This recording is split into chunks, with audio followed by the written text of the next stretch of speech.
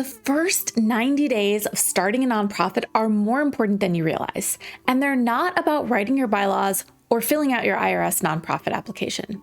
These 90 days are about what happens right after you've made the decision that a nonprofit is the right path for what you've decided you want to accomplish.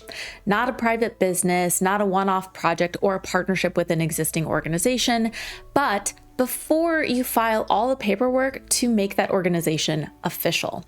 Now, for the nonprofit founders who get these 90 days right, everything that comes after, recruiting your board of directors, launching your first program, raising money, all of it gets a lot easier. And if you skip the parts that need to happen during this critical 90-day phase, you end up building something that's just much harder to sustain in the long run. Now, I've started and run a nonprofit, and I've worked with a lot of early stage nonprofit founders, and this is the phase where their trajectory gets set, whether they realize it or not.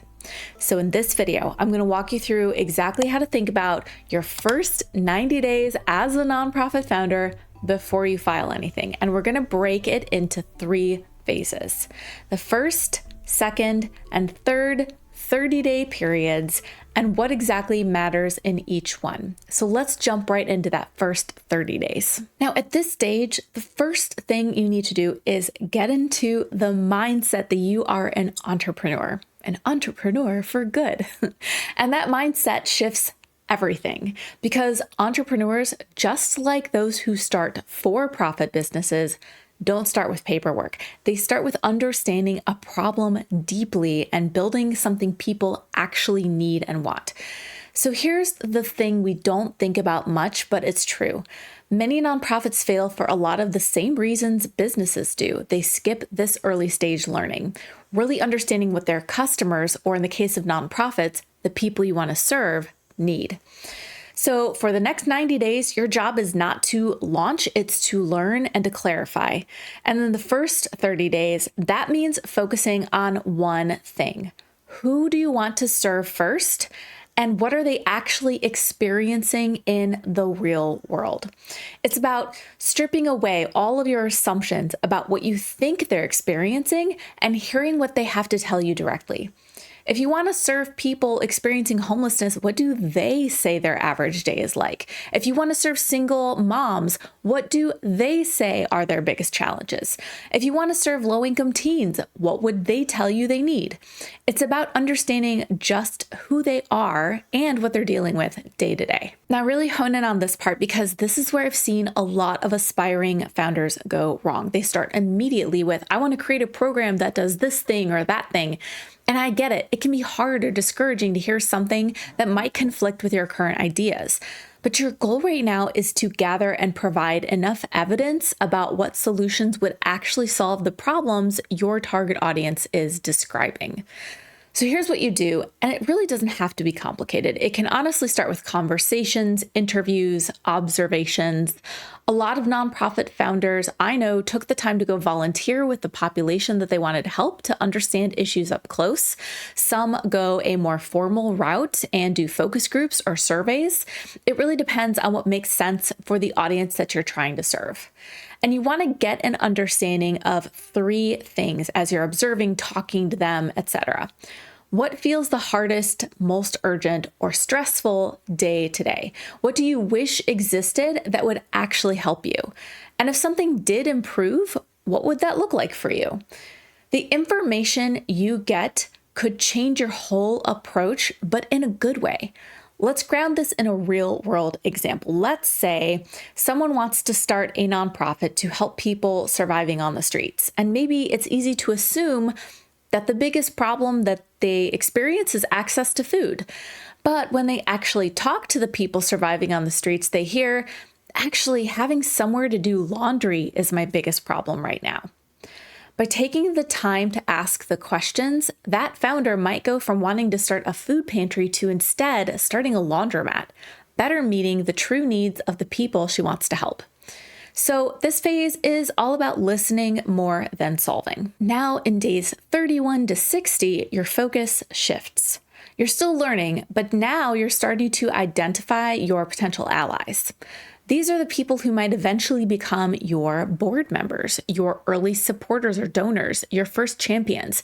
But, and this is really important, you're not asking them to join you or make a donation or commit to anything yet. Right now, this is about getting comfortable putting the forming vision out there and building interest and alignment. You might think about it as scanning your community to network and find your people.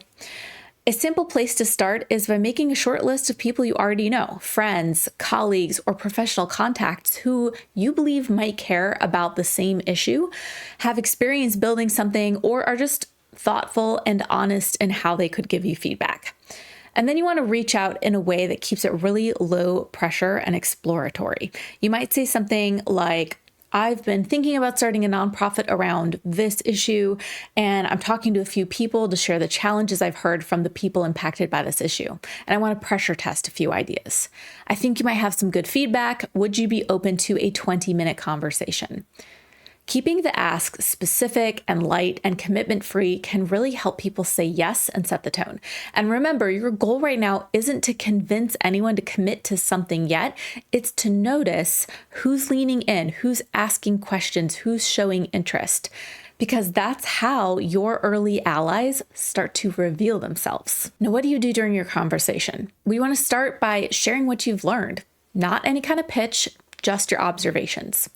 Here's what I'm hearing from people impacted by this issue, and something like, here's what we're thinking about how to approach these challenges.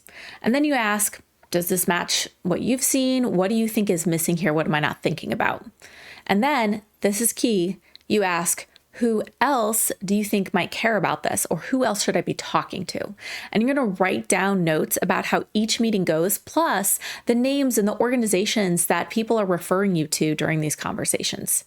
And you're going to go and you're going to meet more and more people, and you're going to ask if you can stay in touch as your initiative develops and create a spreadsheet or file where you're documenting contact information. These relationships are the start of your early network and could be prime candidates for, like I said, future board members and supporters. And this is really key for building momentum. Now, in the final 30 days, days 61 to 90, you're going to start bringing everything together.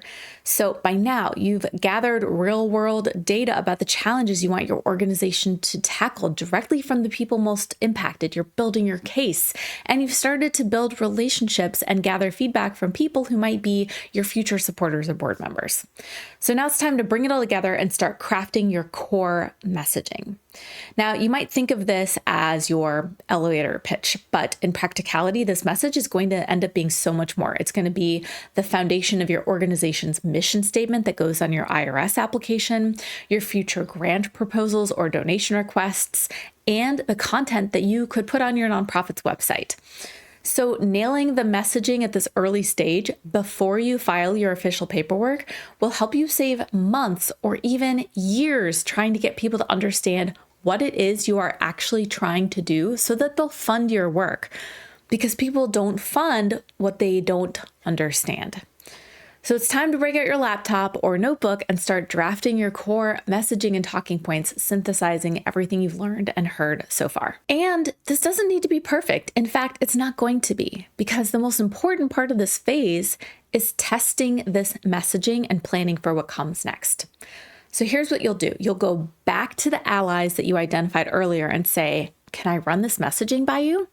You want to ask if your message and plan makes sense, if there are any parts that are confusing, or what sparks questions for them. And then you listen and you write down what they say, because every question they ask is something that you're eventually going to need to answer for other donors, board members, and future partners anyway. So let's say you explain your idea and someone says, wait, how is this different from this thing over here that already exists? That's not a problem. That's a gift, because now you know exactly what needs to be more clear. And something kind of subtle is happening here too. By involving people in shaping your idea, you are building buy-in. People support what they help shape. So now when you're ready to file your official paperwork and you need to go recruit your first board members or get your first donors, you have all these people who are already aware of what you're doing, interested in it, and emotionally invested in it. Now, speaking of getting your first donors, before we continue, I do want to take a minute to thank the sponsor of this video.